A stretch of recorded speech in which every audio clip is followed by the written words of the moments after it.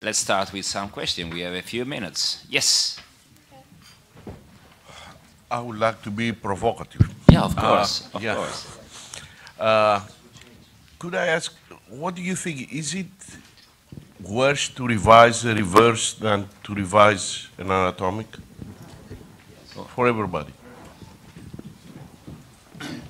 And So for me, an anatomic, especially a stemless with a either keeled or pegged glenoid, is much easier to revise. I have more bone to work with, and I have better soft tissue envelope. So it's easy to revise to a reverse or back to a total. Reverses, in my practice, when they fail, there are a lot of different reasons, but there's usually significant bone loss, osteolysis. If the glenosphere, if the base plate fails, then there's bone there. So usually malaligned. There's acromial damage, and so trying to restore all of that bone, and if it's infected, trying to fill up the dead space with a spacer makes it much more difficult. And so I think a reverse is harder to revise for those reasons than an anatomic shoulder, for me. You know, I'm lucky that I work in this decade because, you know, all these anatomical shoulder arthroplasties are convertible systems. And the truth is, because I didn't have the time to speak about materials and glenoids and fixation, I use now metal bags. I know the new generation metal bag, now it's coming more in the market, so I use metal bag. And I would like to revise an anatomic to reverse if I have a metal bag and I have a convertible system. I don't feel very well with reverse when I have to revise. I have problems, I think. Infection, hematoma, and technical problems. I don't have something to add on that, but what do you mean to revise the glenoid component, or you have to revise the humeral component? What do you think? I'm asking you, I didn't understand exactly the question.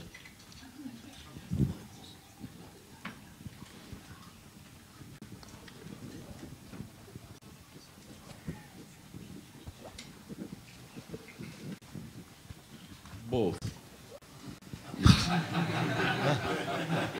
So can I ask, or? And if I'm allowed to add something. Yeah.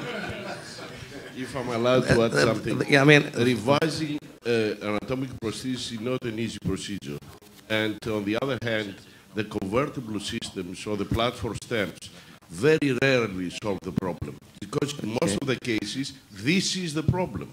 The problem is the position of these things. Malalignment, height, mainly height of the implant. So very few times you will solve the escape just changing the platform. You mean to revise from the anatomic to reverse, I think? Whatever. Yeah, they don't have good results anyway. Can I ask?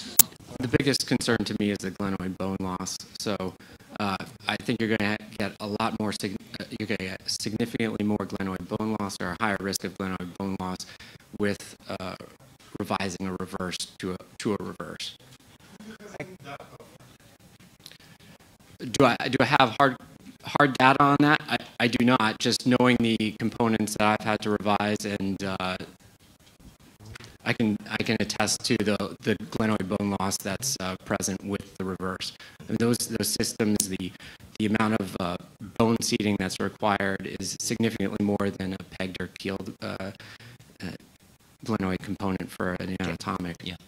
I think that speaking about revision is now a too vast topic, because revision is different from conversion and the causes can be very much different. So again, if you have an infection, you can remove easily and so on and so on. So we really need to narrow the talk, because otherwise every answer or question has too many flows of informations. So we have a series of 32 failed infected reverses that we two-staged, and we actually use a hip prostalac. We have to take out the stem. You said it 100% correctly, that even if it's a convertible system, that usually it's a regular stem, it's malpositioned, the version is off, the rotation is off, the alignment is varus or valgus, so that has to come out. The glenosphere is usually tilted upward instead of downward, so that, and it could be retroverted or anteverted, but it's always off. So everything comes out, and what I usually do is put a prostalac spacer, and I use a hip prostalac to fill up the dead space, bone graft the glenoid, and then come back. We have 32 of those, and at 4 months going back in to put a new reverse, 30 of the 32 we cured the infection. 2, as soon as we put a new reverse in, even though it was lined up, became infected again. We had to take it back out. And so, like I said, this is never, for me, an easy case. Whereas if it's a stemless total shoulder, and that's not a reason to do a stemless, please don't misunderstand, but the stemless total shoulder is very easy to revise if you have to, because you can core that out and then do whatever you want. And even an infected total shoulder, the glenoid is much easier to get out than a base plate that the central fixation is good, but there's peripheral wear because it was left off on the back side or the front side. So it makes a big difference. So that's my data. Yeah. Offer wants to make a Buddy, comment. your words are music to my ears. I just want to add to what John said, and Buddy, I mean, all these convertible systems, you have to talk, first of all, you have to talk about revisability, not convertibility, and you can't mix one with another. Yeah. We did a study, and we looked, actually, the gap between the glenoid and the humeral cut in the reverse is double than the one in the anatomic. So if you do an anatomic perfectly, in the best case scenario, and you convert it to reverse, you overstuff the joint. In a normal, the best case scenario, bearing in mind that in most of the cases it's malposition and all this stuff. It depends if the system is inlay or onlay. In the system that are inlay, and we did a study, we took 6 of these posteriors.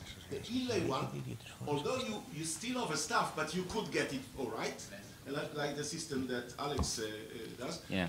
The other system, the only one, no way, you can't. Yeah. You overstuff the joint, even in the best case scenario. So when people talk about, oh, I can convert it, it's not as easy. And most of the times, you have to come out. Yeah. I use an inlay. Yeah. I don't use a platform system, though that's good for me. It was what I stated before, that we need to speak with the same language, because otherwise we are creating confusion. Because revision and conversion are different, and then conversion can be very much different according to the system that you use. Yeah. So again, it is a little too vast. It is requiring probably... But if you don't use a stem at all, you don't even get this problem. So, there are any other questions? John, you were raising a... Yeah. There. I want to go back to the first topic of the session. Do you do like a CAM procedure, and if you perform it, like do you do a decompression of the axillary nerve as well? And I saw that you do a microfracture. Like, do you think that helps a bit? Because my experience says like it doesn't help at all. Let's see. So 3 answers. One is if you're lateral decubitus, and you can do a CAM without decompressing the axillary nerve. The reason that Peter Millett talks about decompressing the axillary nerve is because he does in beach chair, and in beach chair the nerve is closer, and so as soon as you release the capsule, the nerve is right there. And so it wasn't so much that you have to do a release of the axillary nerve in the front or at the quadrangular space. It's the fact that it's looking at him as soon as he releases the capsule, and he has to retract it to keep it away from the goat's beard spur. So it depends on the size of the spur. And I will tell you that on big goat's beard spurs, I'll make a little anterior incision and release the bottom of the subscap and do it open because I can burr for half an hour trying to get out that spur, and the big spurs take forever. So that's the first thing. The second thing is Buzz Burkhead has postulated that in the arthritic shoulder, when the glenoid's down to bare bone, that there are small venous plexes inside in the glenoid that are a source of the problem. So a microfracture, or like the case I showed where there were a bunch of anchor holes in the glenoid, I got to get all that out. But what he has said, and I agree with him, is that one of the sources of pain are these venous plexes just beneath the the subchondral bone. And so for my arthritic ones, I'm not microfracturing to try to rebuild cartilage. I don't think that's going to happen at all. But I would like to decompress those. So I'll do maybe 4 to 6 microfractures, but I take them very far down in and do not destroy any of the rest of the subchondral bone. So it's a different indication, not your same microfracture that we do for in the knees and other joints. Thank you. Yes, Peter? Peter wants to make a comment. So you presented a patient where you did the CAM procedure and you did an AC joint decompression. how frequently do you do the AC joint decompression? Because I find in my clinical practice, I rarely indicate an AC joint decompression. So for athletes that want more motion, like my swimmer, it's a bit harder to check AC compression tests because they don't have enough glenohumeral motion, but they try to preserve that. And so I'll do direct palpation and move it. And if they have symptoms there, then I always do a distal clavicle excision at the same time. It's kind of like if you do a glenohumeral arthritis, you always do a distal clavicle excision because they need that little bit of extra motion. And so we're trying to build motion and preserve function. And so for this gentleman who's a swimmer, the fact that he could now, again, reach up overhead, whether a little bit of it was at the AC joint, he was much happier. And it wasn't ever an impingement process. And the other people you can do this on is a golfer. Especially on their backhand, so they come through because they'll start fading the ball when their AC starts to get stiff. So if you do a distal clavicle excision on the back shoulder of a golfer, then they do better following through and they don't fade the ball, or maybe they still fade the ball, but it's not your fault, it's their fault. Yeah, Ofer? To add on that, I do it routinely when I do CAM procedure. I do it routinely because imagine that these patients, they don't get to the level to get symptoms from the AC joint. And most of them will FC joint arthritis already, or torn disc at least. And when you get them to do the movement, they'll come back with the AC joint. So again, maybe it's not good for business because you can have two operations, but it's better to do it in one go. Yeah, makes them happier. Yeah. Okay, I have just a final technical question for Pericles and for sure for Ofer about the technique of the stemless. I believe that the stem is helping a beginner surgeon because it is just guiding you for the cut. Because it is much easier to make a round cut for a stemless, do you use a cutting guide, freehand? Do you have any tip for that? Because it is quite a crucial step. This is Pericles first, and then you cut. I use a guide always for that. I use a guide for that because I don't have much experience to do that without a guide.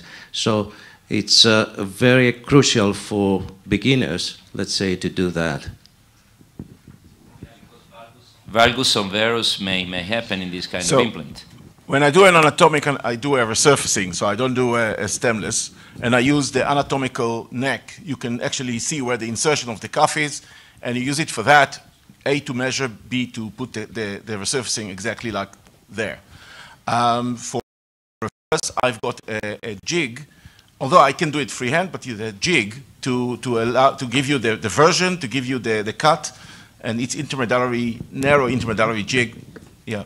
But so you agree that it is a little more critical than a stemmed implant for a beginner, again? Just no, I don't think so. I don't think so. But it's better because then you preserve the bone that you need. Because if you do the cut more oblique, then you lost a lot of bone. And if you are used to do a stemmed implant and you do a cut oblique, then you find yourself, I cut too much. Yeah. Yeah. So I think I use a guide, and the one caution about stemless is that if you look at someone's first 10 or 20, there's a significant varus component to it. And so the key is to make your cut, and then as you do every part of the guide system, make sure you do a little bit of valgus, because your tendency, everyone's, mine included, is to drop your hand just a little bit as you're doing the pin and the reaming and whatever it is to do the cutting guide.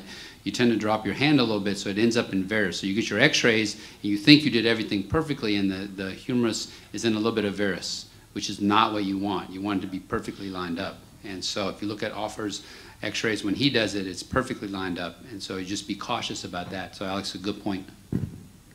So I think that we need to move on. Thank you to the faculty, a very interesting session and topics. Yes.